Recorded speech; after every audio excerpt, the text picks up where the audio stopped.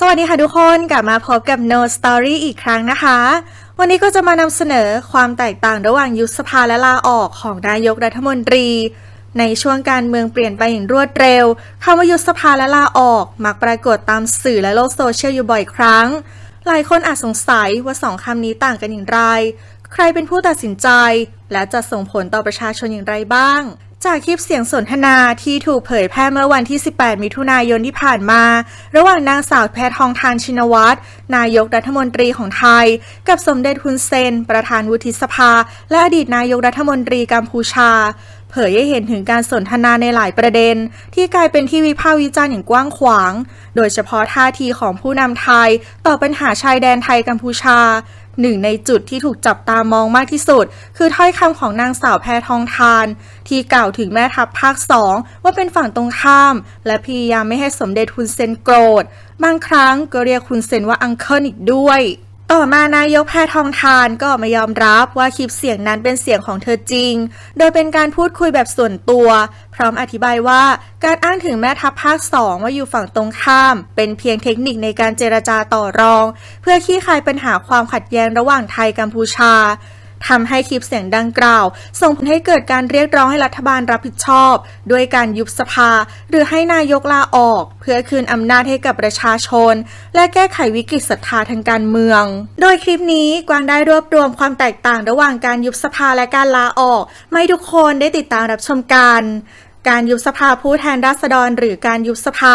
คือการยุติการเป็นสมาชิกของสมาชิกสภาผู้แทนราษฎรหรือสสทั้งหมดก่อนครบระยะเวลา4 ปีผลที่ตามมาคือสภาผู้แทนราษฎรสิ้นสุดลงสสและตำแหน่งประธานสภาพ้นจากตำแหน่งและต้องจัดการเลือกตั้งภายใน 45-60 วันเพื่อเลือกตั้งสสชุดใหม่กรณีนายกประกาศยุบสภาจะต้องจัดให้มีการเลือกตั้งใหม่ในมาตรา 103 บัญญัติเกี่ยวกับการยุบสภาไว้ว่าพระมหากษัตริย์ทรงไว้ซึ่งพระราชอำนาจที่จะยุบสภาผู้แทนราษฎรเพื่อให้มีการเลือกตั้งสมาชิกสภาผู้แทนราษฎรใหม่การเลือกตั้งทั่วไปการยุบสภาผู้แทนราษฎรได้กระทำโดยพระราชกฤษฎีกาและให้กระทำได้เพียงครั้งเดียวภายใน5 วันนับจากวันที่พระราชกฤษฎีกาตามวรรค 1ใช้บังคับให้คณะกรรมการการเลือกตั้งประกาศวันเลือกตั้งทั่วไปในราชกิจจานุเบกษาซึ่งต้องไม่น้อยกว่า 45 วันแต่ไม่เกิน 60 วันนับจากวันที่พระราชกฤษฎีกากำหนดบังคับใช้วันเลือกตั้งนั้นต้องกำหนดเป็นวันเดียวกันทั่วราชอาณาจักรการยุบสภาเป็นกลไกหนึ่งของฝ่ายบริหารในระบบรัฐสภาไทยซึ่งแม้จะมีแบ่งแยกอำนาจเป็น3 ฝ่ายแต่ไม่ได้แยกกันเด็ดขาดเพื่อให้สามารถถ่วงดุลและควบคุมกันได้เช่นฝ่ายนิติบัญญัติสามารถตรวจสอบฝ่ายบริหารผ่านการอภิปรายไม่ไว้วางใจในทางกลับกันฝ่ายบริหารก็สามารถยุบสภาเพื่อควบคุมหรือแก้ไขปัญหาความขัดแย้งทางการเมืองการยุบสภายังเป็นการคืนอำนาจอธิปไตยให้กับประชาชนโดยการจัดให้มีการเลือกตั้งใหม่ด้วยความโปร่งใสและยุติธรรมเพื่อให้ประชาชนตัดสินใจว่าใครควรเป็นผู้แทนในการใช้อำนาจนิติบัญญัติแทนตน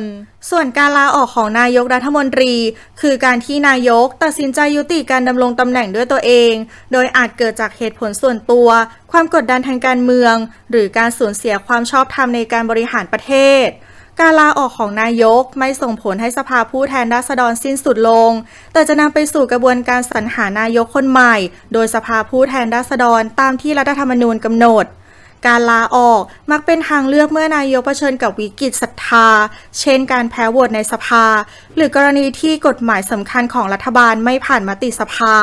ซึ่งตามธรรมเนียมการเมืองในระบบรัฐสภา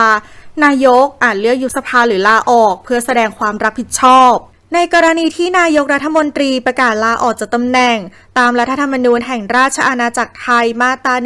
159ได้กำหนดขั้นตอนการสรรหานายกรัฐมนตรีคนใหม่เอาไว้ชัดเจนโดยสมาชิกสภาผู้แทนราษฎรหรือสส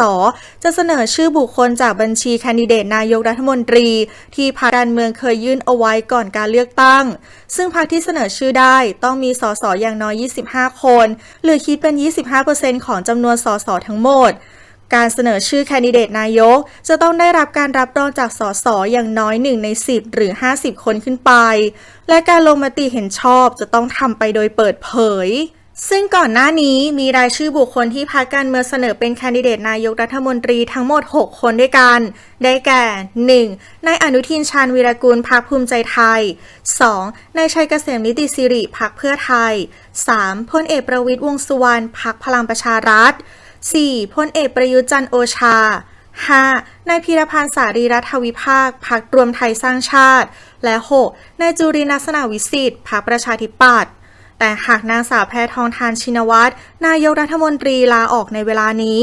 มีเพียง 4 รายชื่อเท่านั้นที่เข้าเกณฑ์การเสนอชื่อใหม่ เนื่องจากพรรคของพลเอกประวิตรและนายจุรินทร์มีสสไม่ถึง 25 คน จึงไม่มีสิทธิเสนอแคนดิเดตนายกได้ตามกฎหมาย คลิปนี้กวางได้รวบรวมความแตกต่างระหว่างยุบสภาและลาออกของนายกรัฐมนตรีมาให้ทุกคนได้ติดตามรับชมกัน